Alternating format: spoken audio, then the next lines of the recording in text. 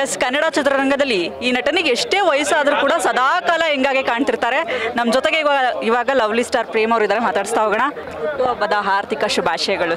Thank you so much. ಆದರೂ ಯಾಕೆ sir ಇಷ್ಟು ವಯಸ್ಸಾದರೂ ಕೂಡ ಹೆಂಗಾಗೆ ಕಾಣ್ತೀರ, ಏನಿದ್ರು ಗುಟ್ಟು ಅಂತ ನಮ್ಮಪ್ಪಂದ್ರಿಗೂ ಸ್ವಲ್ಪ ಹೇಳೋಣ, ಸ್ವಲ್ಪ ಹೆಂಗಾಗಿ ಕಾಣಲಿ ಅಂತ. ಅಯ್ಯೋ, ಅಷ್ಟು ವಯಸ್ಸು ಅಂದರೆ ಏನಿಲ್ಲಮ್ಮ, ಇನ್ನೂ 28 ವರ್ಷ ಅಷ್ಟೇ ನೋಡಿ, 28ನೇ ಪಿಕ್ಚರ್. ಸೊ ನಾನು ಯಾವಾಗಲೂ ಏಜ್ನ ನನ್ನ ವಯಸ್ಸಿಂದ ಲೆಕ್ಕ ಹಾಕಲ್ಲ, ಸಿನಿಮಾಗಳಿಂದ ಲೆಕ್ಕ ಹಾಕ್ತೀನಿ. ಸೊ ಇದೊಂದು 28ನೇ ಸಿನಿಮಾ, ಸೊ 28 ವರ್ಷ ನನಗಷ್ಟೇ. ಸೂಪರ್. ಇನ್ನು ಈ ಸಿನಿಮಾದ ಬಗ್ಗೆ ಮಾತಾಡೋದಾದರೆ, ಈ ಪಾತ್ರ ನಿಮಗೆ ಎಷ್ಟು ವಿಭಿನ್ನ, ಯಾವುದಾದ್ರೂ ತಯಾರಿ ಮಾಡ್ಕೊಂಡಿದ್ದೀರಾ? ಪೊಲೀಸ್ ಪಾತ್ರ ಅಂತ ಹೇಳ್ತಿದ್ರಿ, ಸೊ ತಯಾರಿ ನಡೀತಾ ಇದೆ? ಎಲ್ಲ ತಯಾರಿಗಳು ನಡೀತಾ ಇದೆ, ಅದನ್ನು ಗ್ರ್ಯಾಜುಯಲ್ ಆಗಿ ಸ್ಟೆಪ್ ಬೈ ಸ್ಟೆಪ್ ನಿಮಗೆ ನಾನು ಇನ್ಫಾರ್ಮೇಷನ್ ಕೊಡ್ತಾ ಹೋಗ್ತೀನಿ. ಸರಿ, ಇನ್ನು ಕನ್ನಡ ಚಿತ್ರರಂಗದಲ್ಲಿ ಈಗ ನಿಮ್ಮ ಮಗಳು ಎಂಟ್ರಿ ಕೊಟ್ಟರು ಸಿನಿಮಾ ಇಂಡಸ್ಟ್ರಿಗೆ, ಜೊತೆಗೆ ಈ ದುನಿಯಾ ವಿಜಯ್ ಸರ್ ಅವರ ಮಗಳು ಕೂಡ ಎಂಟ್ರಿ ಕೊಟ್ಟರು. ಸಿಕ್ಕಾಪಟ್ಟೆ ಕಾಂಪಿಟೇಷನ್ ಅಂತೂ ಶುರುವಾಗ್ತಿದೆ, ಏನು ಹೇಳ್ತೀರಾ ಸರ್ ಇದ್ರ ಬಗ್ಗೆ? ಇಲ್ಲಮ್ಮ, ಇದು ನಾವು ಯಾವತ್ತೂ ಕಾಂಪಿಟೇಷನ್ ಅಂತ ಅಂದ್ಕೊಳ್ಳೋದಕ್ಕೆ ಹೋಗಲ್ಲ. ಯಾಕಂದರೆ ಸಿನಿಮಾ ಹೀರೋಗಳಾಗಿ ನಮ್ಮ ಮಕ್ಕಳು ಏನು ಎಂಟ್ರಿ ತೊಗೊಂಡಿರ್ತಾರೆ, ಬೇರೆ ಎಲ್ಲರಿಗಿಂತ ಅವ್ರಿಗೆ ಚಾಲೆಂಜಸ್ ಜಾಸ್ತಿ ಇರುತ್ತೆ.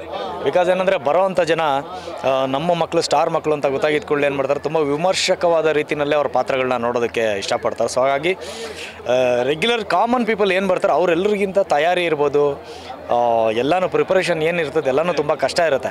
ಬಟ್ ವಿಜಯ್ ಮಗಳು ಇವತ್ತು ಹೀರೋಯಿನ್ ಆಗಿ ಇಂಡಸ್ಟ್ರಿಗೆ ಬರ್ತಾ ಇರೋದು ಬಹಳಷ್ಟು ಖುಷಿ, ಭಾಳಷ್ಟು ಸಂಭ್ರಮ. ಯಾಕಂದರೆ ಸಣ್ಣ ವಯಸ್ಸಿಂದ ಆ ಹುಡುಗಿನ ನಾನು ನೋಡಿದ್ದೀನಿ. ಸೊ ಇವತ್ತು ಹೀರೋಯಿನ್ ಆಗಿ ಸ್ಕ್ರೀನ್ ಮೇಲೆ ಮಿಂಚ್ತಾ ಇದ್ದಾಳೆ.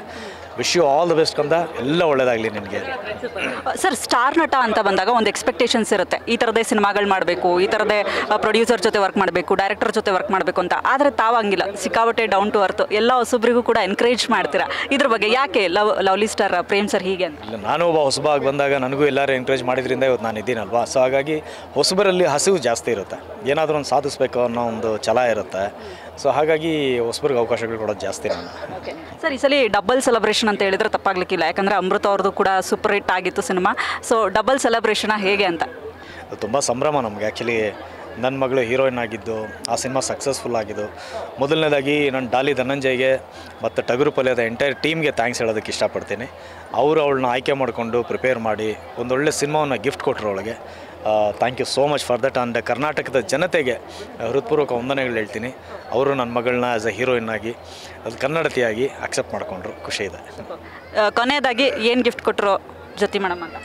ಜ್ಯೋತಿ ಮೇಡಮ್ 2 ಗಿಫ್ಟ್ ಕೊಟ್ಬಿಟ್ಟಿದ್ದಾರೆ, ಬೆಲೆ ಕಟ್ಟೋಕ್ಕಾಗದೇ ಇರೋ 2 ವಜ್ರಗಳನ್ನ.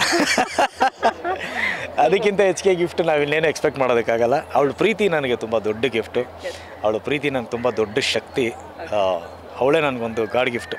Thank you sir, thank you so much. Yes, ಇದಾಗಿತ್ತು ಪ್ರೇಮ್ ಅವರ ಮಾತು.